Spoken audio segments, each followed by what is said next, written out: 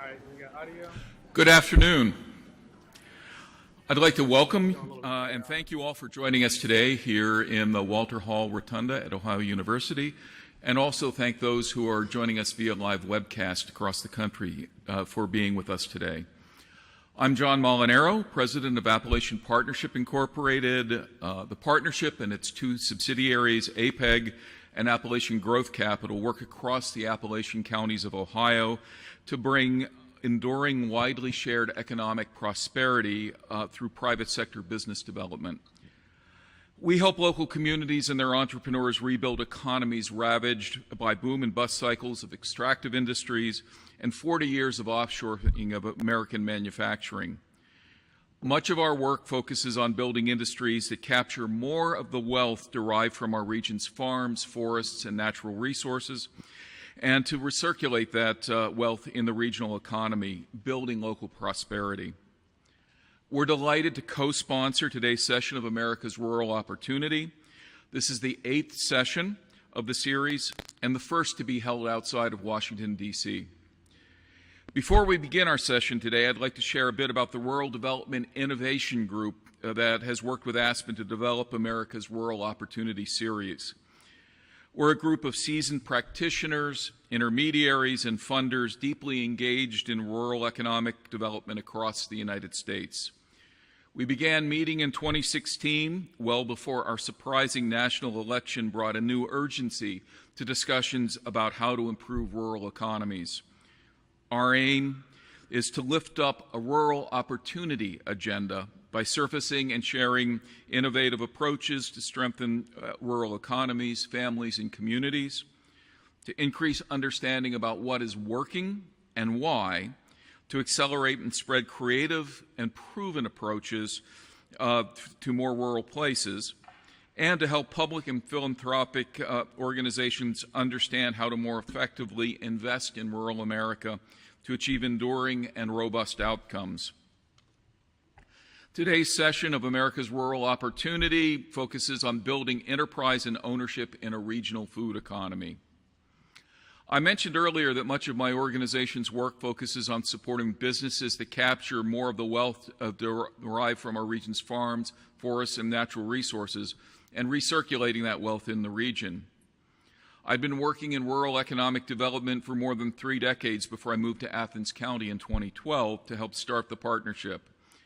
During those decades, Southeast Ohio came up over and over again as one of the preeminent examples in America for how to develop a vibrant regional food economy. The Athens Farmers Market, organizations like AceNet and Rural Action, and businesses like Shagbark Mills, Jackie O's Brew Pub, Snowville Creamery, Casa Nueva, and Milo's Whole World Gourmet are legendary among those trying to build local and regional food systems across America. Across most of the nation, organizers of regional food systems talk with pride about sourcing their food within their state or within 100 miles. Here in Athens, Ohio, we talk about the 30-mile meal as if there's nothing particularly special to being able to meet nearly all of our dietary requirements from local, fresh, healthy foods. We walk daily among legends of the local foods movement and seldom realize how extraordinarily fortunate we are here in the Southeast Ohio region. All this didn't happen by chance. It took a tremendous amount of cooperation and networking, dedicated leaders, and courageous farmers and entrepreneurs who were willing to risk everything to pursue a vision of better food delivered in a way that returned more wealth to local communities. I'm sure that neighbors looked with deep skepticism at the first local farmers that invested money they really couldn't afford to lose to build hoop houses and create a new growing season to deliver fresh lettuce to their customers year-round. But they persisted, and the whole region has benefited as a result. It also isn't just an Athens thing. A 30-mile circle covers a lot of territory. That's about 1.8 million acres. And it takes that much territory to provide the diversity of local food products we enjoy here. It takes the Ohio River bottom farms in Meigs and Gallia County that grow so much corn, beans, and produce, It takes the Amish farms and the Chester Hill product auction of Morgan County to supply produce, fruit, eggs, and meats. It takes the pasture sprinkled among the hills and the hollows all across the region to produce organic dairy products and grass-fed beef. And it also takes a whole lot of infrastructure and coordination to reliably produce a 30-mile meal, deliver it to local consumers, and process and package it for sales both here and beyond the region. There are so many outstanding contributors to the region's amazing local foods movement that it simply isn't possible to feature them all in today's event. In fact, one of our panelists, Leslie Schaller, organizes multi-day workshops to help other regions learn from what's been built here. So instead of going wide and introducing you to more of the important contributors to the local food economy, we're going to go deep and give you a sample of just 3 whose stories illustrate the broader narrative. So with this introduction, I'll turn it over to Janet Topolsky, Executive Director of the Aspen Institute Community Strategies Group, to cover logistics and introduce our moderator. Good morning, or good afternoon. Actually, good afternoon to the people in this room. Good morning to everyone who is watching us live stream and is west of the Eastern Time Zone, which is everyone watching the live stream just about. I'm Janet Topolsky. I'm Executive Director of the Community Strategies Group at the Aspen Institute, which we call CSG for short. And Aspen CSG, our work is to connect, motivate, and equip local leaders and local doers who are trying to improve the prosperity of communities across the United States and advance people who are living on the economic margins at the same time. Since 1985, when Aspen CSG was founded as a program at the Institute, we have done most of our work in rural America. And so we partner with the Northern Forest Center, which is headquartered in New Hampshire, to coordinate and organize the Rural Development Innovation Group as well as the America's Rural Opportunity Series. As John mentioned, this is the 8th in our series, and this year the Rural Development Innovation Group got together and said, let's do some of these on the road. And so here we are in the one true Athens, right? This is the one true Athens. And we know there's one in Tennessee, and we hear there's one in Greece, but we know this is the real one. So as John said, this series is really trying to lift up what's working in rural America to improve prosperity, as well as what government, federal, state, and local, and philanthropy can do to better invest so that more of this happens. Before we dive in, I do want to do the logistics of thanking the funders of the America's Rural Opportunity Series, and those include the U.S. Endowment for Forestry and Communities, the Lohr Foundation, the Northwest Area Foundation, the Mary Reynolds Babcock Foundation, the Encourage Community Foundation in Wisconsin, the Annie Casey Foundation, the Northern Forest Center, and Aspen CSG, as well as all the Rural Development Innovation Group members. I want to mention to you that for those of you, especially on live stream, if you want to know more about our speakers, just Google America's Rural Opportunity and go to today's event, and you'll find bios for everyone who is going to be speaking. If you want to share your thoughts on today's discussion, and we really want you to do that and to send us questions, use hashtag rural innovation, hashtag rural innovation, all one word. And to learn more, get updates, you can go to the America's Rural Opportunity webpage or follow us on Twitter at Rural Innovators. So let's get started. The way our session will run is that our moderator is going to cue up the opening stories from each of our panelists here to present in turn, and then he'll ask them some of his deep, probing, provocative questions, or not, depending on, whatever occurs to him, he will ask. And then we're going to have a good block of time at the end for people in the room as well as people who are watching the live stream to ask us questions. So if you're in the room, I'll run around to you with a microphone. Keep thinking of those questions throughout. Same thing if you're watching live stream. Anytime during the whole event, just use hashtag rural innovation and we will receive your question and it will be run to me and we'll ask you. So now to really get started, I want to introduce David Brooks, who's going to be moderating today's panel. Now, if you read a lot of news or watch it on TV, you likely know who David Brooks is, but just in case you haven't, I'm not going to read his whole resume, which out of college I think started with covering the police beat in Chicago. Was that it, David? Which is pretty interesting, but I didn't know that till today. But his recent regular gigs have been as an op-ed columnist for the New York Times and also as a commentator on PBS NewsHour and NPR's All Things Considered, as well as Meet the Press. And, he really spends a lot of time commenting on politics, on culture, and on all kinds of social science. He's the author of 3 books, including some on the New York Times bestseller list. But I'm most happy to say that David is now a colleague of ours at the Aspen Institute, where he this very year, launched a new effort called Weave, the Social Fabric Project. Weave is concerned with the rise of distrust and isolation and alienation in our country. And what they are out to find in the Weave Project is to find people who are building community with their lives, finding people who really make community building what they do, not just in their work, but in their life, and to celebrate them, identify the values that move them, and to help them forge bonds that are going to support and encourage more community building in our country.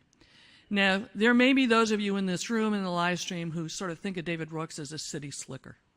And I just want to counter that, because last weekend he was deep in a canyon in Hill Country, Texas, where there were no cell signals. Monday he was in Northfield, Minnesota, St. Olaf College. Let's hear it for the choir. Yesterday he was in somewhere in Ontario. He couldn't remember. Well, I'm sure you remember the name of the town, but he got up at 4 a.m., so we couldn't think of it today. And we know he has rural north central Nebraska in his near future, where, among other things, he's going to be speaking at the McCook Rotary Club luncheon. I said that, David, so that you will now get invitations from every Rotary Club in the United States. So today we welcome him to rural America of Athens County, Ohio. David, I turn the conversation over to you. Thank you. Thank you, Janet.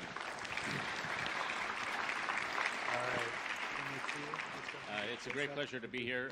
This is the first time I've ever been a part of a panel discussion where we ate the subject of the discussion before we talked about it. So thank you for the food. I'm going to ask an initial question just to introduce you, each of us. I should introduce you first before we do that. So first we have Leslie Schaller, who is a restaurateur and I would say a social entrepreneur and community builder around food networking, but you will describe what you do. We have Art Ostrike, who owns Jackie O's Brewery, probably well known to everybody in this room, and also the Bagel Street Deli, so a local proprietor. And then Sean Terrell, who works at Aki College, doing some of their workforce development and community engagement. So all people involved in the community of food, the food community in this area.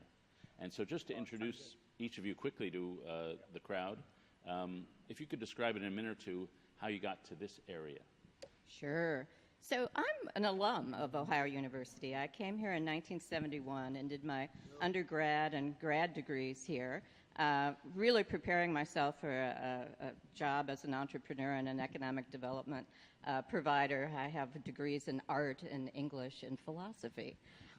But I think it served me well. One of the things that really fascinated me when I moved to the region was I visited the Athens Farmers Market in the summer of 1972. And that really was an entry point for me to get a sense of these rolling foothills of southeastern Ohio, to get off campus, to get out beyond the city limits, and to really get that sense of place. And I have found over all these years that this is just where I feel the world and the work that I do calls to me, is really being fixed in this place in southeastern Ohio. Yeah, I came to Ohio University in Athens, Ohio in 1994 can you hear me?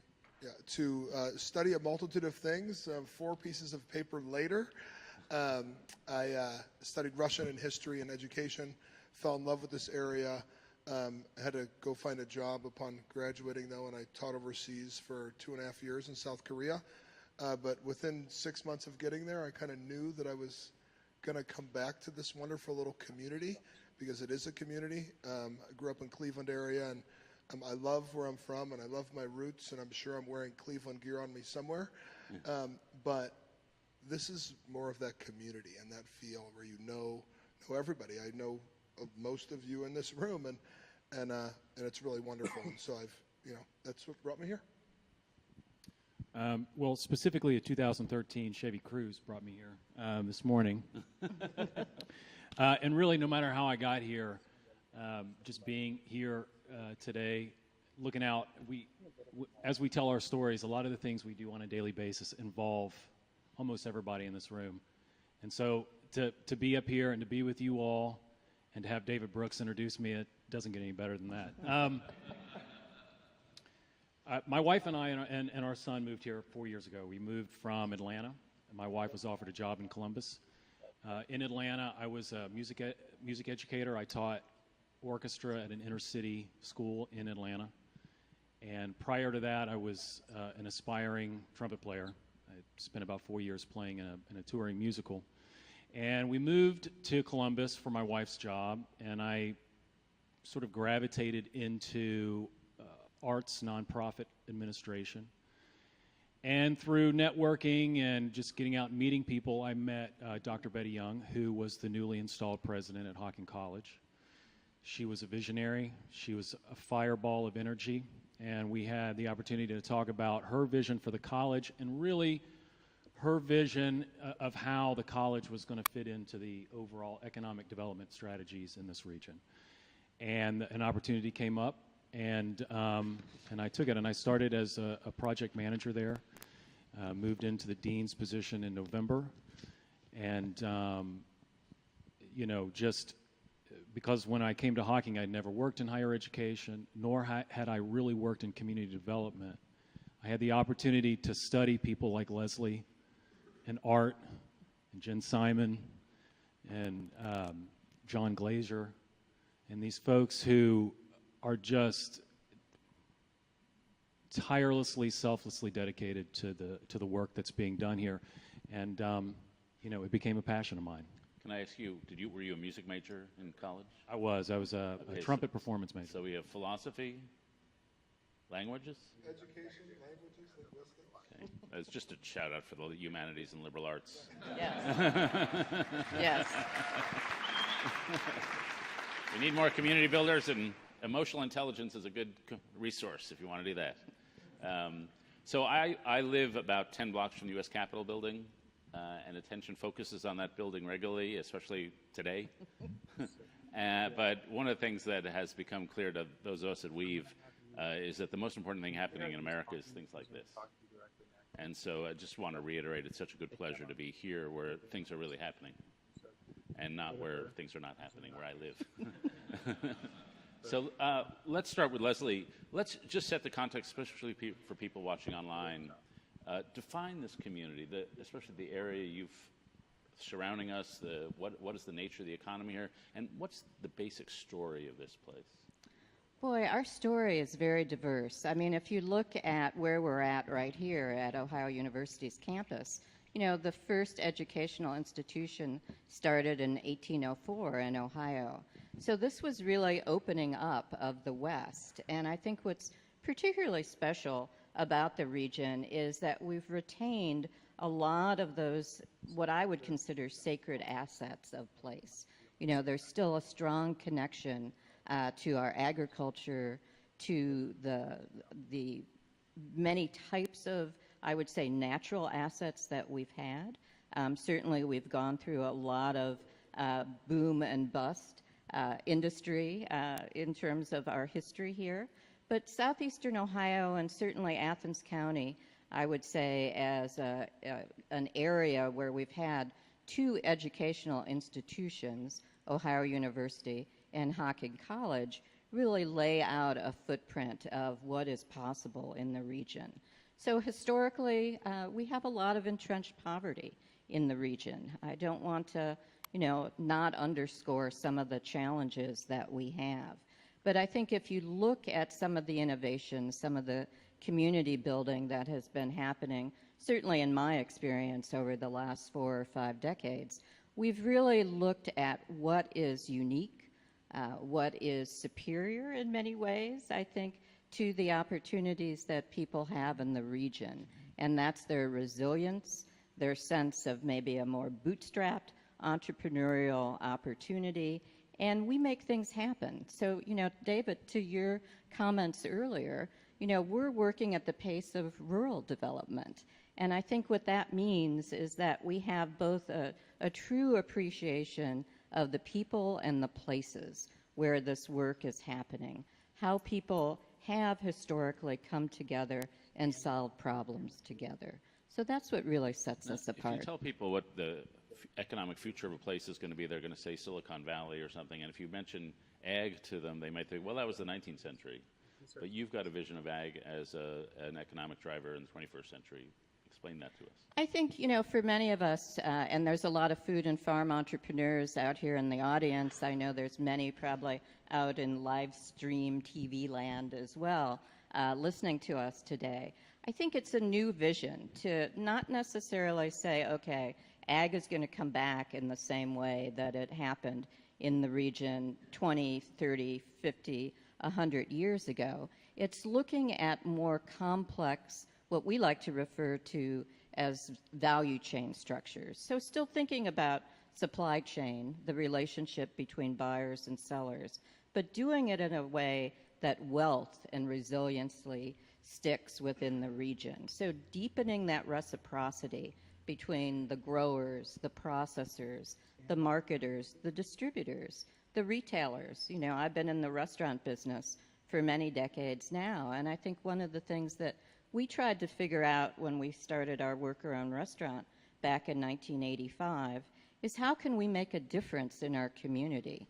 How do we lift the economic opportunities of our farmers, maybe some of our local bakeries? How do we make choices every day, financial choices that really positively impact others in our community? And then how do we do it in a way that's deeply networked, that is always approaching a pathway to learning and to a shared vision? So I think that's what sets us apart. So you've got a restaurant, but you've also got something called a food hub. Correct. And food hub was not something, to me, that was like the food court at the mall was a food hub. But like, what is a food hub? So the organization I also work for, the Appalachian Center for Economic Networks, or ACENET, we started opening business incubators back in 1991. And because we had these deep relationships with farmers and a lot of food entrepreneurs, people who had maybe been making extraordinary things in their home kitchen but couldn't sell them in a commercial level. Again, food safety is important, folks. We have to make sure that we're not poisoning anyone. So even though there's this, rich understanding, I would say, of how to preserve and prepare foods, having a licensed facility to do that in really makes more opportunities for those processors or even farmers wanting to extend the season. We have a great entrepreneur here for the last 20 years, really taking one of our forgotten assets, the pawpaw. Have you ever had a pawpaw, David? Okay, great. So, we just celebrated our 20th anniversary of the Pawpaw Festival. Well, a lot of the pawpaw processing, whether it's pawpaw beer or pawpaw popsicles, wouldn't happen without shared use facilities. So ACENET started the Food Ventures Center back in 1996. I think we were the third facility in the U.S. to open such a model. We're still going strong, and in recent years we've expanded another 20,000 square feet and another business incubator in the city of Nelsonville. And that's kind of our food hub. But we're trying to get away from some of that jargon. So I'm calling all these facilities now food and farm enterprise centers, because not only are we incubating new businesses, we're also allowing a lot of businesses to expand, especially when it comes to regional distribution. John mentioned Snowville Creamery earlier. They have their own processing facility in Meigs County. They employ a number of people, great living wage jobs, benefits, and they continue to grow. But they also partner with ACENET. They might rent storage or use one of our facilities as a distribution hub. So these facilities are kind of unique and kind of complicated, but that's the shorthand. So I've got a friend who grew up in Arizona, and he was involved in some weird scientist who was going to harvest energy from UFOs in space. And the guy wired him up with electrodes, and he had a weird dream. And the weird dream was that he would grow up to become a very successful artist, and he would buy a big warehouse, and he'd put 40 artists in the warehouse. And that actually came true.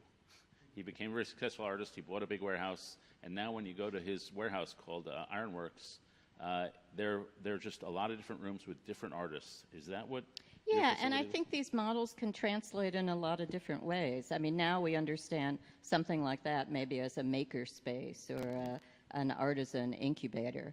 Again, it's how do we leverage our resources? How do we take what's available in our communities, but work together in a more with deeper reciprocity, so that each individual entrepreneur, each farmer, there's no way that they're going to build their own FDA licensed processing facility on their farm, but they could come for multiple weeks at the end of the harvest season to AceNet and make all sorts of applesauce and strawberry jam. Describe what the atmosphere a day looks like. Is there like ice cream socials, or like are they actually intertwining over coffee or whatever? Oh, yeah, we eat really well.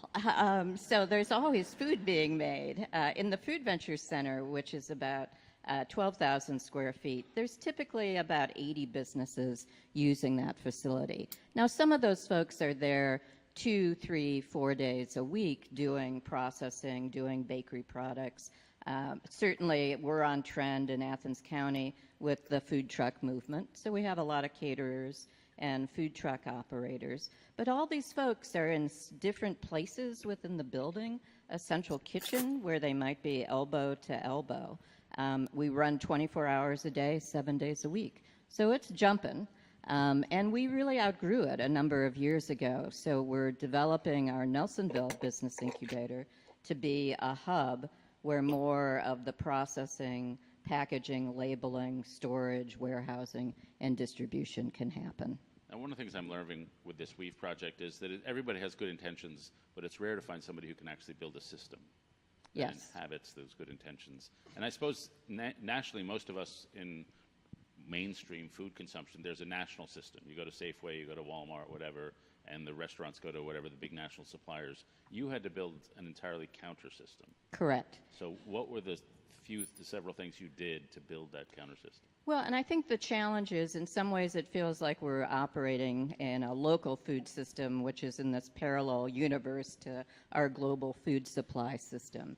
I think what we've had to learn over the years is really how to dig deep into the food safety, the product development, expertise that needed to be really harnessed, working with a lot of our local to our federal inspectors, really becoming, for us, advocates to the work that we're doing has been essential. The other piece, and again, we talk a lot about this in terms of brands, is how do we catch the attention of our local customers? So a number of years ago, AceNet and the Athens County Convention and Visitors Bureau started a regional brand program called the 30-Mile Meal. And this was, again, a way to motivate a number of buyers. They might be institutions like universities or healthcare providers. They might be the locally owned restaurant that just needed that gentle push to buy more local. But that systems approach is really important. And I think that's where AceNet is key with our partners like Rural Action or even some of the other business incubators, the Innovation Center here at Ohio University, to help entrepreneurs navigate that systems approach. Because this won't work, I think, solely on the backs of entrepreneurs. We have to have support organizations. We have to have oftentimes the political capital at the table to make this stuff move. And you have ways to measure the impact, this growth of the local economy or local farm economy. Are there ways to measure? Oh, yes. I mean, I am this, as anyone out in TV land knows, I'm like this incredible wonky metrics gal. So I think, we can't believe sort of our own BS, as I often say. Can I say that on live TV? But I think Worse is being said right yeah, now. yes, exactly. There's no bleeping here.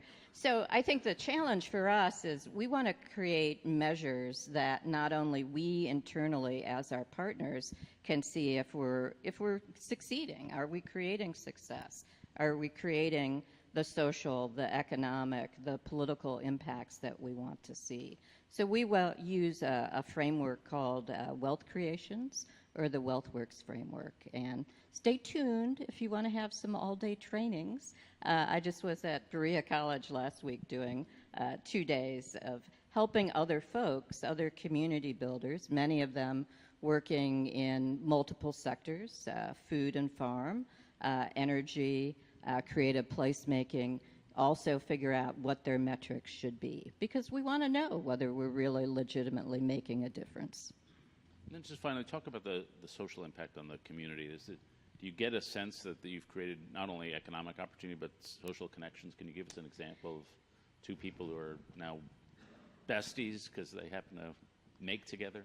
Well, one of the things that I find so fascinating, and maybe it's that little bit of that background in the creative arts, is looking at how many of the food and farm folks have now worked with some of our artists or artisans. So graphic designers, like if you look at any of the craft beer that Jackie O's produces, you see this incredible eye-grabbing artwork. So we've had a lot of graphic designers, Red Tail Design, which is also incubated on Athens campus, does a lot of different merchandising materials, web design, and oftentimes in these shared facilities, it's not just ACENET staff kind of doing this brokering, it's people are in a network, they're together, they're learning from one another, and they start to figure out how they can collaborate more effectively. So I love this confluence between our natural assets, our social assets, and the build assets that we're trying to develop over time, whether it's shared infrastructure, whether it's processing businesses graduating from maybe one of ACENET's facilities, but then creating another facility that they might share with other entrepreneurs. And Art will tell you some amazing stories about that as well, Okay. David. Well, let's turn to Art. You started a company. Was that a childhood dream, or did that just happen? Well, so my father was an entrepreneur my whole life, construction, Cleveland area. And so I grew up with a sanding pole in my hand for a lot of summers and learned the ropes through life. I mean, when you're an entrepreneur, it's a 24/7 sort of thing. And that was something I never wanted to do. Yeah, I hope you're laughing with me, not at me.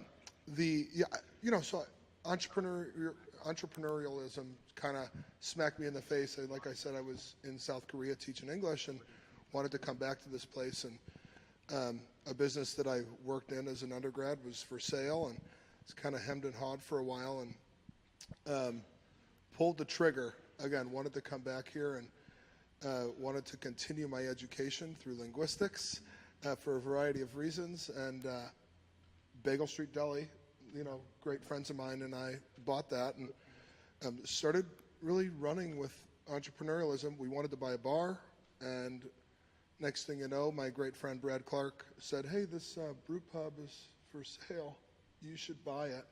And in the quickest deal to date, we bought that little brew pub at 24 West Union in late 2005, and kind of went at it. But I did not necessarily think that entrepreneurialism was in my wheelhouse as a youngster. So when you did the bagel thing, did you do a lot of numbers and running the numbers and figuring out what revenue you would need, or do you just go, let's try it? We ran some numbers, but we also knew, if you don't have a product consistently every day, you're not going to get business. And so we knew that, having worked there, that that place sells a lot of turkey.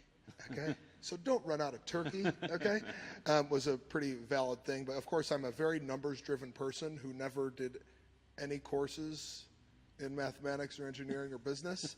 But I've been driven by numbers probably through my father's push way back when. Okay, so let's talk about Jackie O. It's apparently not actually named after Jackie Onassis. That's right. A lot of people on the East Coast and those in Boston really like the name of Jackie O's Pub Brewery or Jackie O's Brewery. When we bought the brew pub in 2005, early 06, my mother was diagnosed with cancer, and she moved to this Cleveland in 67 from England. And, obviously my mother, a big part of my life and all that sort of thing. So unfortunately, a very healthy woman. She passed away in June of 06.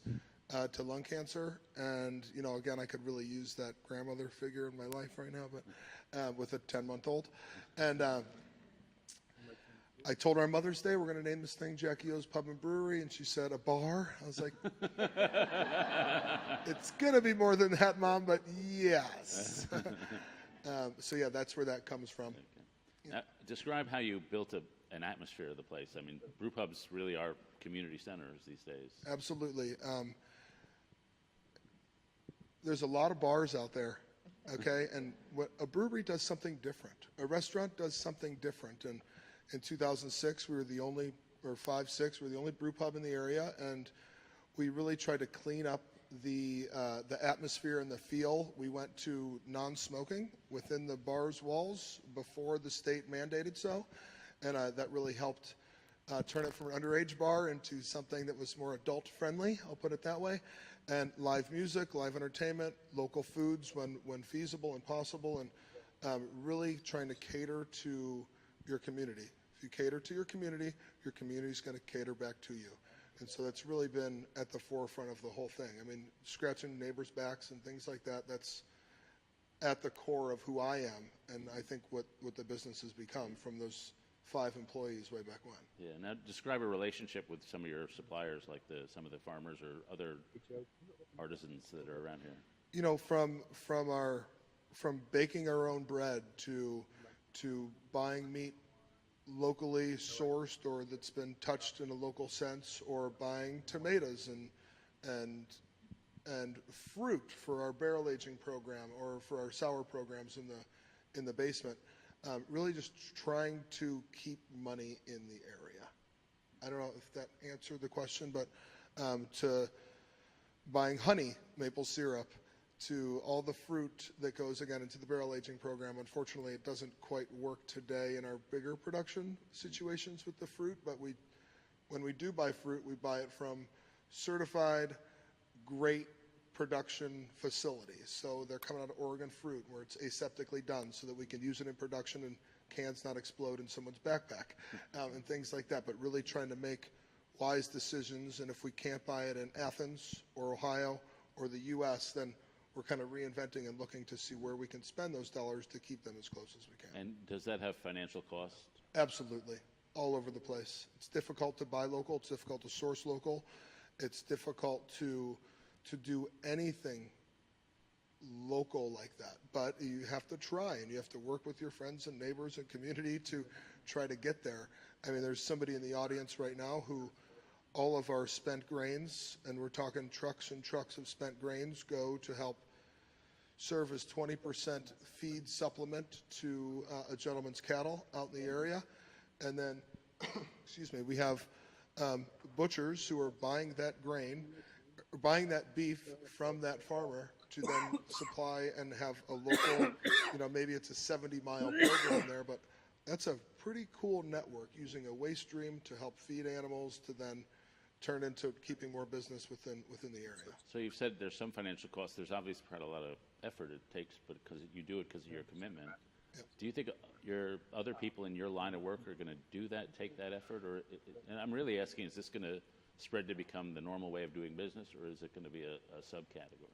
The idea of just talking about those spent grains, that concept is happening all over the place because I, the brewer, need to get rid of those grains and put them somewhere. So why put them in the landfill when they can be of use to someone out there? That's a great question, David, and I would like to think that I'm trying to be a trendsetter in this realm and show people the way to do things through different work on different committees and being public about the things that we do. There's 298 solar panels on our roof on our new build, which is not a cheap endeavor. We worked with U.S.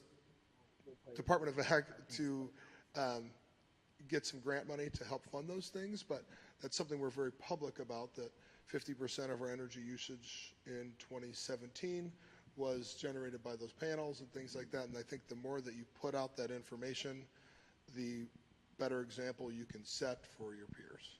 Now there's men and women sitting at the bar most evenings. Do they care about this stuff? I think they do.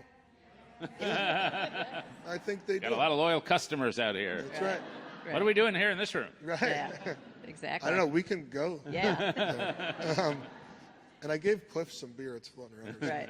But I think, one thing to note, though, is, yes, Art and Jackie O's has been an innovator, but now we do have other craft breweries that have opened since Art has expanded his operation. And he shares so much and supports Do you know how them. nice it is now to be able to call somebody who's a mile and a half I away know, in case you exactly. need something? It's a Right. lot better to be able to do that. And I was than to- actually trying to hire him, or at least bring him on to one of our advisory boards for one of our programs this morning as we prepared for this. So. Right. Let, But me, let me ask you one final question, then move on to Sean. You had a fire. Yeah. Describe that process and that. Horrible. November of 14, we had a fire that kind of took out 5-6 buildings. Not, we were kind of on the fringes of that, but we lost our main production kitchen, our main kitchen in the restaurant for 20 months or something. So we had to reinvent and move back. We started that 24, that little tiny brew pub, and then expanded into the building next door in 2009. So that facility, David had a much bigger kitchen, and we moved into that kitchen thinking we would never go back to the tiny one at 24 West Union. So after that fire, though, we had to reinvent and do things to get food back on the table. And that original room, we never really thought it would be a 7-day-a-week venture again, but it quickly turned into that. Had to lay off 35 people overnight. All the front of house staff and the servers and bartenders who were in that room, and a lot of the kitchen staff. It was a horrible, horrible situation. We'd used AceNet in the past, okay, and for here and there a machine broke, and I'm a pretty independent person, so I was, like to be able to do those things on my own. But with that fire, we have an amazing bakery team, and without AceNet, and we moved into AceNet for 18 months or so, and without AceNet, the bake staff would not be here. And with the build out, we got better. So we've now got a dedicated bakery prep space in the back of our kitchen, so that they've moved into a better home now that we got time to plan and work around what they needed that they didn't really have in the past. So Okay. Let's move to Sean. Tell us about Aki College. What makes it distinct? Well, for one thing, we're on the cusp of our 50th year anniversary as a huge asset to the communities in Appalachia, Southeast Ohio. We educate annually, average 3,500 students in over 50 associate degree and certificate programs. I think what makes us unique specifically is the diversity of our programs. We have a very robust and dynamic natural resources school. We have a very diverse and dynamic culinary arts school. We also offer arts, business, and science. I think, another thing that makes us unique, especially now, and I mentioned her before, is our leader, and that's Dr. Betty Young. The college has been in existence for 50 years.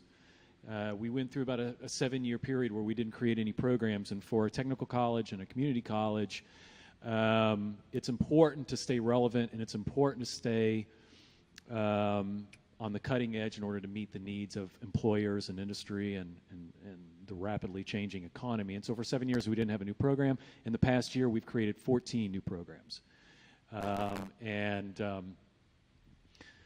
I didn't do it by myself, but yeah, I'll take the applause. And I think, too, with some additional folks who have joined the leadership team, they're really sort of revolutionizing the way that technical colleges and community colleges engage with the students and engage with the greater community. So tell us, describe the programs. Where's the workforce headed? What are the things you now have to train people for? So we work with the state of Ohio pretty aggressively. There's an arm of the state called Jobs Ohio that really collects a lot of data on which jobs are in demand and the skills that are needed for those jobs.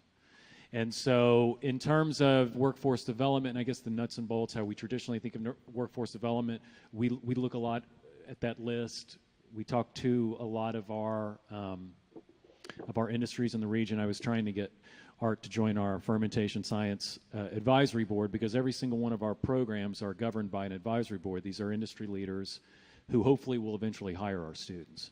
But they are really, they're fundamental in curriculum development and making sure that programs stay relevant and the students are leaving with the skills they need. So it's kind of an all of the above strategy. You've given me an excellent phrase when I'm going out with my buddies and my wife asks me where I'm going. I'm going to say fermentation science. Just doing research. So how about the food workforce? How do you interact with the food system workforce? So we have a culinary arts program. It's a 2-year associate of business in culinary arts, 2-year associate of baking in culinary arts. We also have a hotel restaurant management program. I think that's one way. We're preparing chefs. We're preparing folks to work in the hotel restaurant management business. Leslie talked a couple of times and mentioned the importance of food safety. We offer certificate programs like Serve Safe and the shorter term programs that prepare people to how to safely serve food, which is important. All of us want to make sure our food is served safely.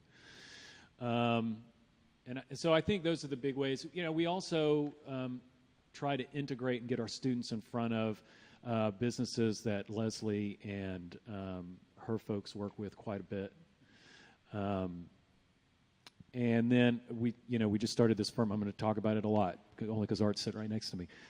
This fermentation science program, which is it's a 2-year fermentation science program, but it's a stackable program, stackable certificate program.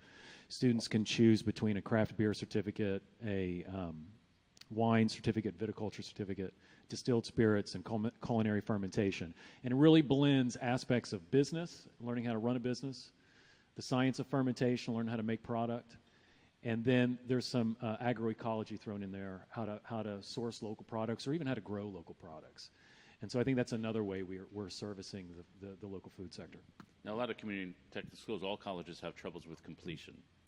That, a lot of the students there, some of them are older, some of them, they have family obligations, kids. Is that a challenge you guys face? Is it something you are working on, getting completion rates up, getting people actually to get through their degrees?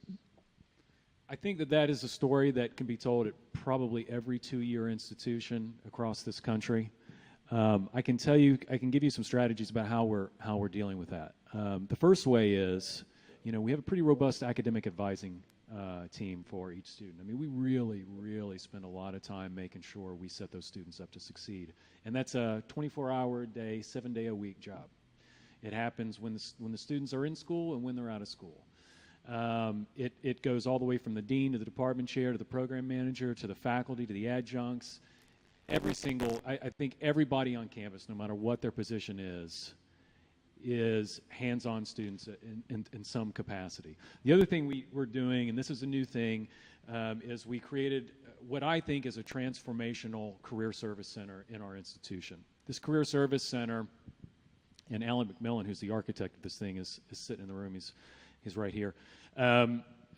This thing takes career services to a whole new level, whereby every student who touches that campus takes what we call a cornerstone class. Cornerstone was traditionally delivered to kind of teach students how to be successful in college. They flipped the thing upside down and really created this module-based process of learning how to be a student, learning how to really figure out what you want to do with your life, learning how to build a resume, learning how to market yourself, learning how to market your skills, learning how to dress, learning how to speak, learning how to apply for a job, learning how to get that job, sustain that job, all the way to being financially free. And I think, that's important in any 2-year institution. I think it's especially critical in the region that we're in. I know myself, I didn't have that in college. I certainly didn't have that in high school. And so I think that's another way we're really helping to help with retention and completion and things like that. Let's open up the conversation to everybody up here, and then we're about to go to questions. I'm going to ask you in 3 minutes. I'm going to ask you a practical question, and that practical question will be bits of advice you would give to other parts of the country on doing what's happened here on rural development, rural parts of the country, about what you learned and advice. But before I get to that practical question, I have a cultural question. We've been through other parts of Appalachia up and down, the region that calls itself Appalachia, and there's a distinct culture here that interacts with the economy and interacts with social life. We were in North Carolina, and a woman said, we fight with each other, but if you outsiders critique us, we'll kill you. That was basically. So I just want to reflect on the culture of this place, and it's sunk deep in the soil here, and just how it affects life here, how it affects resilience here. Start maybe, Leslie, with you. Well, and I think what's really interesting, especially since we're sitting in the city of Athens, is this mix of cultures. So there's a lot of diversity. There's people like me or Art who came to school here and then had to become entrepreneurs because we wanted to stay here. I mean, when I did my sort of bid as a back to the lander in the 70s and early 80s, I had to learn from my neighbors how really to live in Meigs County and raise animals and grow a garden. So there's sometimes a skepticism or a suspicion of outsiders. I wasn't born and raised here. My grandparents' generation might be from the region, but I grew up in Cleveland like Art. So mixing this diversity is what I find pretty interesting. And I think the folks who have been on this land for generations are much more welcoming and interested in working with other folks all across the region. And I see that in our work throughout Central Appalachia. I think even those of us who represent sort of the different hats sitting here on the dais, you have educational institutions, you have entrepreneurs, you have agencies, you have nonprofit support organizations. But what happens, I think, lodged within these traditions is the sense of connection and care. I see compassion in this work day after day. And when I watch you on Friday nights talk about what's happening at a national level, I worry that there's maybe not that same level of compassion. So we've been doing that community building because that's part of our soul in this region. And I would say that that's true across many rural communities. And we just need to be better recognized because there's a lot of untold stories and a lot of unsung heroes doing this work. And we're so modest, we don't always tell our stories very well. I mean, a very difficult nut to crack. You come here, you live here, you go to school here, and most people leave, okay? But then when you move here and you live here, and the more time you put in, the more that you're accepted and loved, and you've got brethren and community behind you. And the longer I'm here, and the more that opens, and then you go to Lowe's or you go somewhere else and you meet somebody for the first time, and they're ready to give you a hug because they've heard about the things you're doing for them, their neighbors, and everyone around you. And it's amazing because there's so many hardworking people with amazing skill sets, but they're modest and they don't tell you about it. But then once you get into it, you hear these things, and the next thing you know, you've got people on staff or friends who are doing these amazing things that you never thought would happen. But it's hard to get through and find that.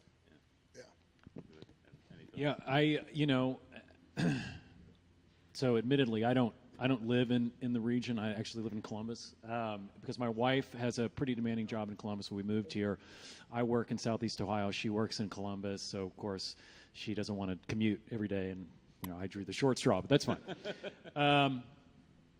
But when I started working at Hawking, I had the opportunity to go back and get my master's degree, and I came to Ohio University and entered into their MBA program. And people would say to me, "What are you going to do when you get done with your MBA?" Because that drive every morning, I mean, it's a 2.5-hour drive. Well, you made it this morning. Are you going to leave Hawking? And I would say, no. Why would I do that? The environment here is just. I mean, it's an amazing place. The people here are amazing, but I'll go back to the people in this room, the people who are on stage, getting to work with these people every day. Just decades of commitment to really changing the narrative in Appalachia. Getting to be around that every day, priceless. You can't put a price tag on that. So, yeah, Okay, my observation. Let's go to the advice for other rural communities. Do you have any? Well, I always have advice, David. I thought you might. Well, and I think what we've learned doing this work throughout Central Appalachia is you can't do this alone. You've got to get together with other folks. So we work with many other nonprofit organizations like Rural Action in our region and like many of our other educational partners to kind of figure it out. So don't do it alone. Figure out how to be a good network weaver, because I think that's the systems approach piece. And then always have the entrepreneurs in the forefront. We're here to benefit the entrepreneurs and serve their needs and figure out what their prioritizations are. And that's what I've always tried to lead with, and that's certainly the best advice I could give to any other partners doing rural development. I'd like to say go for it. Okay, do it. Like if you have a passion and something that you want to get into or a field that you're like, I'm sick of this job and I want to do something different. Well, don't be afraid of doing it. I mean, maybe keep your day job, maybe save a bunch of money to be ready for that, but keep making moves to go in that entrepreneurial direction, because if if not, you're never gonna do it. And the longer you wait, the harder it is to get into it. And like Leslie said, use your resources, use people around you, talk to everybody, see what programs are there, see what people are there, what skill sets are around, and go for it. Quit talking about it and do it. I will say, once I asked my readers over 70 to talk about their lives and rate themselves for their lives, and about 5,000 people wrote in about what they had done with their life, and nobody, with one exception of those whole 5,000, everybody loved every risk they took. Nobody regretted a risk, except for one person. They went bankrupt. But the other people regretted the risk. And the best piece of advice, one of the best pieces of advice I got was, get to yourself quickly. If you want to be an entrepreneur, just start doing it. Don't say, oh, I need this degree or that degree or this job or that job. Just get to yourself quickly. Sean, did you have any thoughts for other rural areas? I just think you got to lead with your assets. You got to recognize what your regional assets are, and you got to lead with that. Agriculture, food systems have been a part of the narrative here forever, and so I think it's only natural that we continue to lead on that in our economic development strategies. What role? Obviously, obviously there are some public sector things here, but what role does government play? Federal, local? Is it integrated into your systems? Is it something you're operating without? Is it helpful, harmful? Looking at me. Yeah, put Leslie on the spot. To me, it's measuring that political capital and identifying, it's not just working with elected officials, but sometimes it's looking at how do policies need to change. We want to redevelop Main Street in Middleport, Ohio. Are there some code issues that are restricting us from being able to do that? So I think getting any kind of influentials, whether they're electeds or whether they're policymakers, to the table so that they're designing what you want to do, that they have that sense of ownership, and they're there to problem solve throughout the way, I think is pretty important. I think having leaders that are not afraid to tell the story and that tell it often and tell it loudly, that draws, especially from a federal government aspect, that draws attention to your region, it helps. I know for myself and many of the people in this room, one of the federal initiatives that was a game changer for us in allowing us to really, really expand workforce development, economic development, was the Appalachian Regional Commission's Power Initiative. I mean, that really changed the game for us. And so the great thing about the Appalachian Regional Commission is, they really do a great job of bringing people together, putting them in a room, and just establishing a comfortable environment for collaboration and people you wouldn't normally have the opportunity to do that with. I'm going to ask you, then we'll go to the floor, just one final question, and that is to describe a moment of true happiness in your job? Like when you thought this is awesome? Because I go to a lot of two-year college commencements, and they're one of my favorite activities to go to, because the graduates can be 65, they can be 22. Often they have big families blowing horns. And when you graduate, when you're wearing the gown, for the ladies, the only way you have to express yourself is through your footwear. And so I noticed that at two-year college commencements, a lot of women really express themselves with really radical shoes, which are like a statement. I always think that's a statement of power, that I'm doing this. And people are so happy. So I don't know whether it's looking out at the pub, looking at the facility you have, just some moment when you thought, yeah, this is good. There's moments daily. A few stick out, though, the day that we got the public house back after the fire, or the day we got the public house in the first place in 2009, or when the production facility opened, or, when HR was like, we just got to 124 employees. I'm like, what? These are amazing moments, and what we're doing to support our community at that point, is boggles your mind. And, but one in particular, we're driving around self-distributing beer around the state of Ohio. We're not exactly in the center of Ohio to make it very easy logistically to get to the hotbeds in the cities where there's more people. And, we can handle this town pretty easily with our things and the fact that we're a mile away from our main clientele. But the day that the distributor pulled up for the first time and a semi docked at the door and we loaded it up and said, "C'est la vie." Okay?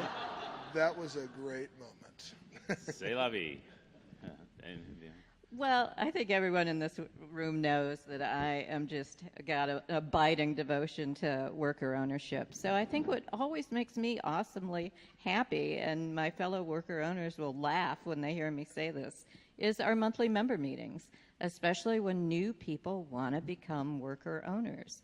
This crazy idea that a bunch of unemployed restaurant workers could own a prosperous business and continue to build it over all these decades just makes me feel like, maybe I wasn't so crazy back in June of 1985. Okay, So I am. Yeah. Let's go to the floor. A lot of people in this room are involved in a lot of this work. We'd love to hear from you. We'd love to hear questions, and especially cutting ones.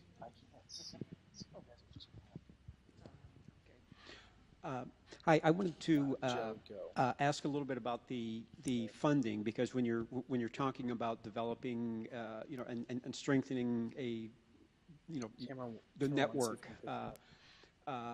there's a lot that goes into that infrastructure, the processing and distribution. And Art, you mentioned something about the importance of keeping the dollars local. How critical is it that the dollars start out local, that the investment in getting the system built out comes from local investment, local money? Well, I've gotten 2 SBA loans along the way, okay, to both start at Bagel Street and then for the initial loan for the brew pub. And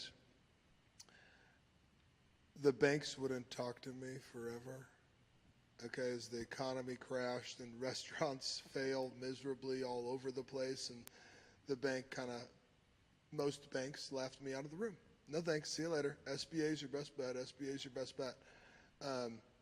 But that's no longer the case. There's actually banks harassing me to steal me away from our local bank where I can walk in and go talk to the president, and that's amazing because we work with our local bank. And maybe it's not the best interest rate, but I can walk in and get something done that day that I need. Like I need a line of credit. We got this piece of equipment that we really want to make a move on, and they want money today, and typically I can get that. So the beauty of going with that local bank has been pretty awesome. But SBA is also awesome for starting things out. And I said just do it. Well, that's a great place to start because it's funded and there and available, and they're not going to give you too much, but they want to make sure that you're investing in said business as well to kind of support you in that endeavor. Did that answer your question? Another? I think Leslie was going to comment on the funding structure Yeah, too. and thanks for your question, Brian. I think, 2 things. I think for startup entrepreneurs, we're seeing more crowdsourcing opportunities be a good way for folks to get started because there is so much goodwill and such willingness, even at a small level, for local folks to invest in startups. And ditto, art, we've used community revolving loan funds, other programs like the SBA guaranteed loans. USDA has some great programs as well.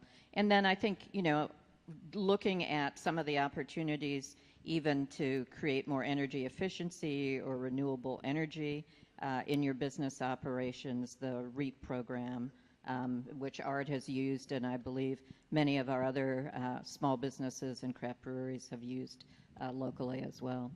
Are there foundations in the area that have been helpful? Are there? Yes, we've had great relationships with our family and community foundations. Often their early investment in our work helps us leverage additional public funding. And I think just provides also that validity that, yes, this is something that's important to the region, and we're putting skin in the game, and you should too. That, Leslie, are there gaps that the philanthropic investment fills that the private sector or the government can't fill? What kind of things is philanthropy doing that others are not? I think what we found, and I'll give an example close to home, the Osteopathic Heritage Foundation, they have a program for Nelsonville.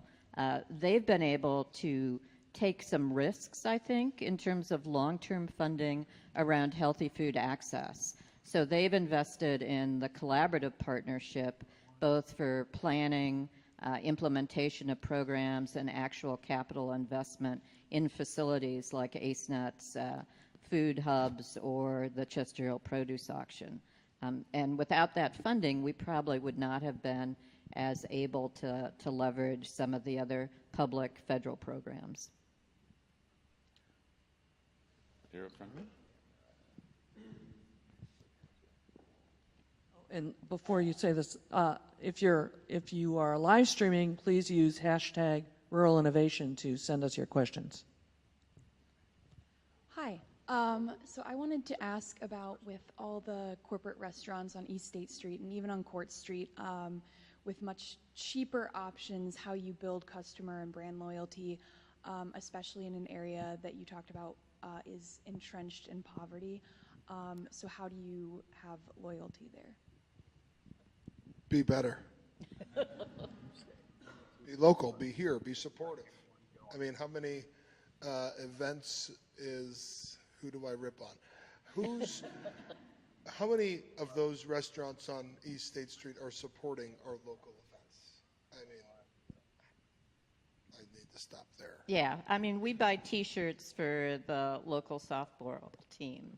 We invest in artists by allowing them to have gallery space on our walls and for them to be able to make sales. And then I think, local is cool now these days. So just creating spaces where people can come together and hang out, and as Art and Sean have both said, have that sense of community. That's what sets us apart. So yes, you perhaps could go to one more chain restaurant in the soulless suburbs of any community across the U.S., even in rural places. But is that, it maybe is feeding you, but is it feeding you in other ways? Is it really giving you that sense of connection and community? And that's what local ownership and local control offers. I think, too, just having great product. I mean, Jackie O's has great product. And it's consistently great. You're going to get a great product every time you walk through that door. So you'll make the move to Jackie O's as opposed to something else. There's something else I want to say about Jackie O's. It's one of the reasons why we started this fermentation science program is because it's no secret that the craft beverage sector is booming and expanding rapidly nationwide.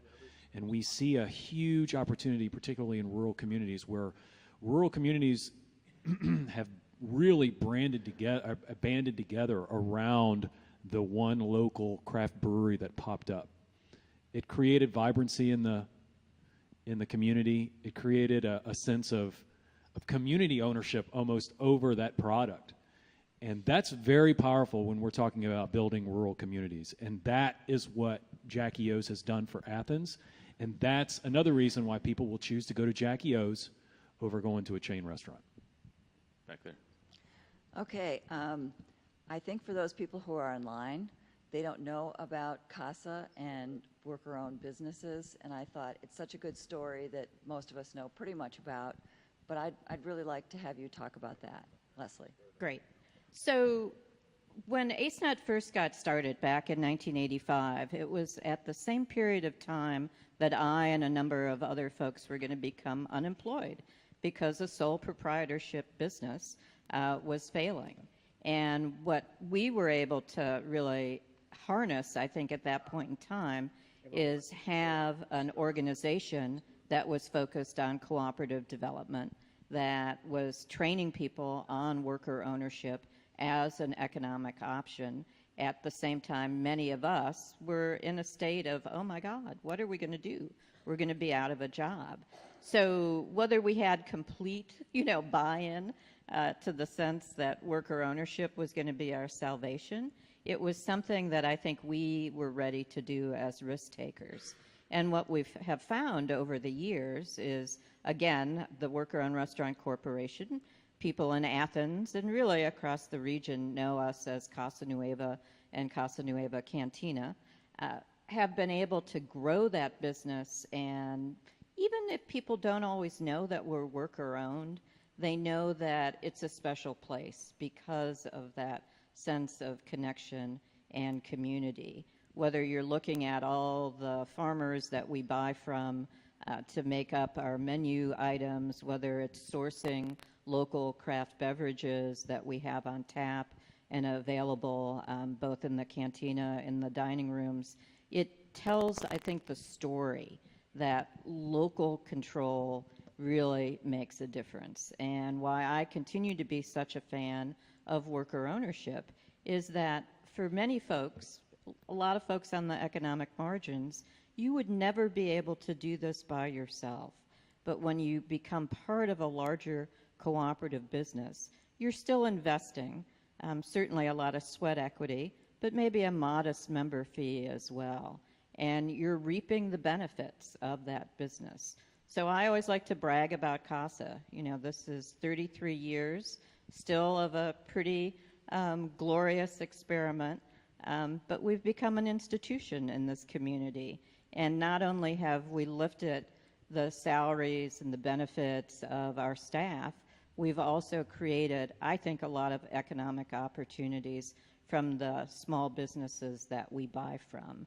And certainly as a community hub, I think we create an environment by which more people can dream, more entrepreneurs can aspire, more worker owners can leave and go off and start their own businesses. Could I just ask you exactly how it works? Where does the revenue go if you have a downtime in 2008 or whatever? What happens? Well, we've shown a profit every year, 33 years in a row. So I think that's pretty remarkable. Some years a little bit better than other years. So we're making decisions as to, can we give ourselves a raise? Do we want to have? Is the whole board? Yes, it's very bureaucratic. I mean, democracy is time consuming. And not always that tidy. So yes, we have monthly member meetings. All these regular customers are like, oh no, they're closed. It's a Tuesday. All our neighboring food businesses love that we're closed though. Weekly board of directors meetings. So it's still a regular corporation. It's just the workers are the shareholders and the profit takers. There's some over here. Over here. Thanks. I know this forum is mostly for a certain tier of the food economy, but I wonder if you all have an idea of what role you may see your organizations in some of the difficulties that the people on the ground, the farmers, the local local orchard who's had impact from the extractive industry in the region. I know one of the orchards that you may have purchased your fruit from is in the county where a large ethane storage facility is planned. So there's a lot of impact that at this level you may not know about, but the people that you rely on are at risk. So I wonder if you have an idea of how you may be able to help kind of strengthen their businesses through your work. Thanks, Christine. So I think we are oftentimes, as buyers, aware of the issues that our farmers and processors are dealing with.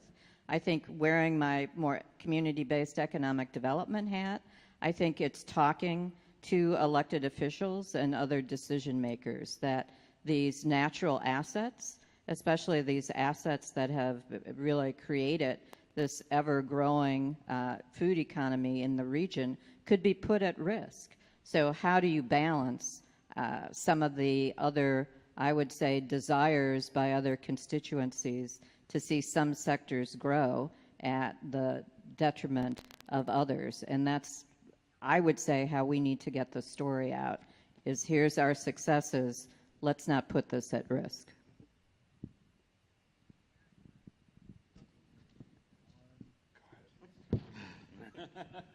Yeah, I would just second that. We are, as you know, as somebody who works at a community college, we are aware of that as well, for a number of reasons. First of all, we always are looking at and collecting information about companies that are moving in and opportunities for jobs, really just opportunities for jobs for students. So looking at it from that standpoint. So we're pretty much aware of that, and we try to start with the community first and try to gauge the community's response to what's going on in any situation. And then, like Leslie said, you know, I mean, we a lot of times have an opportunity to speak to community leaders, legislators, and we try to be advocates for the community. Might not always work, but we try. I've got a question that came in over Twitter asking, you know, what are some of the toughest challenges each of you have faced in sort of like making what you're doing a success, and how did you address it? The best part and the most difficult part of running a business are the people. Okay? Everyone's great. Okay? And you get support from everybody, but I'm not a psychiatrist. Okay, but I feel like I may be a practicing one. I could probably teach some courses on that sort of stuff, either as a bartender and or a boss. However, it's the best part of the thing too. Like the joys that employees or people that around you have, it's amazing, and you get all these great things. But it also, you know, comes with its ups and downs, and it becomes wonderful and it becomes difficult, all in the same boat. I think I'm going to go back to a little bit of Christine's question. I think the challenge sometimes, especially for AceNet, is we're doing economic development differently. And we're not just looking at maybe the typical job creation, job retention, business start, business expansion impacts. We're looking at the whole social fabric of the community. And that's where it gets challenging, is how do you get folks on the same page?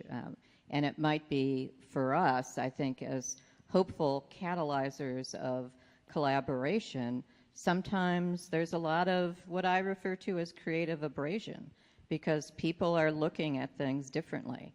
You know, they're looking at job creation maybe from extraction industries, and we're looking at job and local ownership and sort of a different measure of cultural and natural assets that some of our other economic development partners are not. So where do we meet? You know, how do we work together to, again, lift the needs of the people and places, many of them underserved in our region? So getting folks on the same page, I guess it goes back to people again, are the biggest challenges. Growth is also a really difficult thing. As you grow, it's like chaotic. And, you know, as a fermentation sciences program, or all these different universities are coming on with programs that I really could have used 4 years ago. Okay, so keeping up with what's current versus what's going to be current is a very difficult. So the Ivory Tower or Ivy Tower, what are we calling this, is lagging the business development. That's what you're saying. I would love to have. But they're hired- catching up. They're catching up, right? They're trying to catch up, but then also we're in a period where the at least the craft beer sector is not in these rapid periods of growth. We're down to 6 or 8% growth from these 30, 50, 30 years in there, and that's going to be a little difficult for a number of companies out there. I just ask about one theme. You mentioned the agriculture industry, and then several times the extraction industry has come up.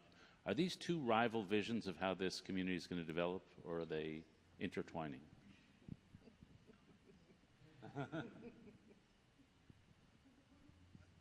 There's definitely tension.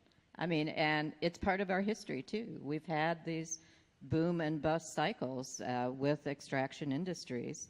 And again, and I can only say from AceNet's point of view, we want inclusion. We're focused on local ownership and local control. So we're usually paying attention to the sectors that emphasize those values. And that's what we try and do, is create the infrastructure, the services, the partnerships that build those sectors. Yeah. I have a question, and I think you partly already answered this, but I wanted to ask it anyways. So how much of what you do you think is the success and like the model that you use is endemic to Athens and this area, and how much do you think it can be generalized and exported to other areas? Well, I spend more time out of Athens and even out of Ohio probably than I spend in Athens. So I think we're looking at some of the patterns, some of the models of success in southeastern Ohio, in much of the work that the nonprofit and other partners have done, and figured out how to customize that or replicate it in other places. Again, people say, oh, Athens, you have Ohio University, you have Aki College, you have these wonderful assets. But if you go into any community, there are assets. A great story, and Sean can chime in, New Straitsville in southern Perry County, population I think it's 711 people in 2016. 2 decades ago, there were a group of women who started the small, Southern Perry Incubation Center for Entrepreneurs, or SPICE. AceNet has worked with them, I would say, 18 years. They provide a lot of technical assistance, classes, all sorts of support, even from microenterprise loans to aspiring entrepreneurs in their community. Aki College just has purchased a distillery, also headquartered in New Straitsville, heritage tourism, the moonshine capital. So even in small places, if you do an inventory of what your assets are, you can figure out where you need to go. And I think it doesn't matter if it's in a college town or if it's in a smaller rural place, village or township, you can figure some of these same approaches and apply them to make a difference in your community. I couldn't say it any better than that. Perfect. Gosh, I'll try and do this. I'm very nervous. So I'm a grower. I'm a farmer. And we've had as many as 14 people working for us. We have many fewer now. And I'm at the farmers market every week. And I see all the 80 vendors there that are there. And I look at their ages, and they're mostly my age or in their 40s. We've got a few that are younger. And as you look at this opportunity to make local foods a driving force for a rural economy, given the prices that people are willing to pay for their food, how can you as rural developers make it possible for these young farmers, these young entrepreneurs who want to make their living off the land, able to afford to buy that land at the price that they're able to get the food, at the price that they're able to produce that food and still make a living. We're in a good position, my husband and I, but young people, nobody can afford to buy our farm and farm it. I mean, we could sell our farm to deer hunters who would then lock off the land to anybody else doing it, but how can we pass on this investment and this installation that we've built, and I'm sure other farmers are looking, who are our age, are looking at the same thing. How are we going to be able to keep this farmland, have it be productive and be able to continue to provide this local food for this community? So the question was asked by Becky Rondi of Green Edge Organic Gardens. Again, one of the unsung heroes probably of our local food system. And I think, Beck, we know this is a challenge not just here in Appalachia, Ohio, but throughout rural America. Some of the things that I think we're seeing regionally with farm incubation programs has maybe some promise. I think there are also new loan and farm link models that might be applicable too for farmers to be able to come up with a succession plan and help younger beginning farmers transition to their properties.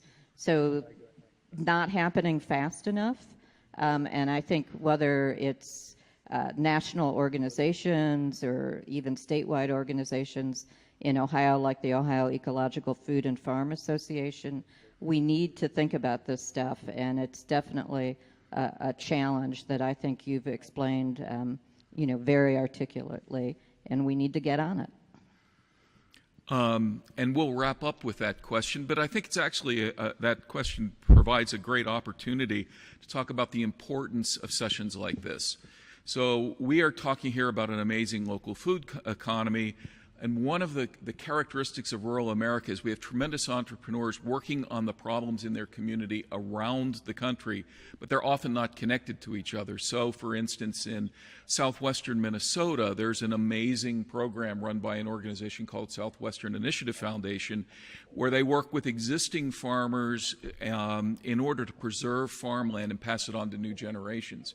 So we can, from opportunities like the America's Rural Opportunity Series, begin to learn from each other and share what's working in another rural place to address the problems in a rural place like this that's doing such amazing work that's being adopted by other communities. At the early on in the program, David asked about metrics. How do you measure this? How do you know that it's all working? And actually, before we started, when we were back in the green room, he asked about the impact on the local economy. Art talked a little bit about how he's really endeavors to keep more money in the region, and Leslie talked about the concept of value chain. And I'd like to wrap up by talking a little bit about maybe the less than evident impact this has compared to perhaps going to your grocery store and buying a package of lettuce that was produced in Mexico that you pay a few cents less for. That package of lettuce was probably produced by a relatively poor farmer, not paid very much for their labor, and along the way to your grocery store where you spend several dollars for it, most of what you're paying for is the packaging, the transportation, the refrigeration, the energy that goes into trucking it here. And then the grocery store sells it, they make 2%. And if it's a large corporate grocery chain, that 2% goes to shareholders outside of the region. So ultimately, the major impact on your regional economy from buying that lettuce that was produced in Mexico is going to be the wages paid to the people working in the grocery store and the property taxes paid on the building. If, on the other hand, you buy lettuce that's produced by a local farmer, you may pay a few cents more for that lettuce, but virtually 100% of that purchase price gets plowed right back into the local economy. It goes to the people in the economy who sell services to that farmer. It goes to the people who help truck that, into your local grocery store. It goes back into meeting the expenses of that farm family, and then that turns over again and again in the local economy. So when you begin to think about these local food systems, it's not just, is it fresh, is it local, is it healthy, but it's also the fact that almost everything you pay for that local food gets plowed back into your economy, goes into the pockets of your neighbors, and it's a very efficient system that really reduces many of the kinds of impacts that our global society has, like the large energy expenditures to move lettuce from Mexico to Athens. So this has really been an amazing set of 3 stories. And there's really one thing that you can definitely draw from all 3, and that it's not about one person's story. It's about community coming together with a vision, a willingness to take risks, and every one of our presenters discussed the role of others and how the support of the community and the support of others matters in their work. So building a regional food system or any other effort to capture more wealth from a rural region's assets really requires the kind of value chain that Leslie talked about. It. People coming together and individually plugging the various niches required to make that product, move it to market, process it, deliver it, and ultimately consume it. It's an ecosystem, and it takes a while for it to build, but it starts with the vision and the entrepreneurial spirit like what we see on the stage today. So please join with me today in thanking our panelists, our moderator, and Aspen Institute's Community Strategy Group for sponsoring this Rural Development Innovators Group, America's Rural Opportunity session. Thanks very much. And just a couple of closing things. I also want to thank you all for coming today, both in the room and live streamers. Thank you to David, to Leslie, to Art, and to Sean. I want to thank you to our host where we held this, Ohio University, which, as a person from Michigan, I know is the university in Ohio, right? And I always like to close by saying that we know that a healthy and more prosperous America requires a healthy and prosperous rural America. And that won't happen until we start investing more and accelerating the kind of innovation that you've seen here today. So please stay tuned for our next America's Rural Opportunity Dialogue. Watch your emails. We'll be sending that out. And for now, enjoy the onset of autumn and invest in rural America. Thank you very much.